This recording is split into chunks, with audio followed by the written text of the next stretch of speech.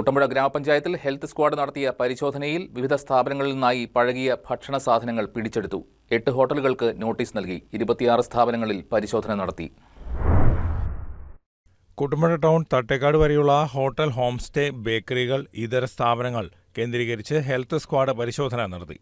പഴകിയ ഭക്ഷണ സാധനങ്ങൾ പിടിച്ചെടുത്ത് നശിപ്പിച്ചു. ജില്ലയിൽ പകർച്ചവ്യാധികൾ പകരുന്നതിനാൽ കൊതുക് വളരുന്ന സാഹചര്യമുള്ള സ്ഥാപനങ്ങൾക്കും പരിസര ശുചിത്വം, മാലിന്യ നിർമ്മാർജ്ജനം എന്നീ കാര്യങ്ങളിൽ വീഴ്ച വരുത്തിയ സ്ഥാപനങ്ങൾക്കും പബ്ലിക് ഹെൽത്ത് ആക്ട് 2023 പ്രകാരം നിയമപരമായ നോട്ടീസ് നൽകി. Health inspector Atmaram V, junior health inspector ബീമാസ് ഹനീഫ എന്നിവർ നേതൃത്വം നൽകി. ഹെൽത്ത് കാർഡ് മുതലായ മതിയായ രേഖകളില്ലാത്ത സ്ഥാപനങ്ങളിൽ തുടർ പരിശോധന ഉണ്ടാകുമെന്നും കുടുംബാരോഗ്യ കേന്ദ്രം മെഡിക്കൽ ഓഫീസർ ഡോക്ടർ അനൂപ് തുളസി അറിയിച്ചു.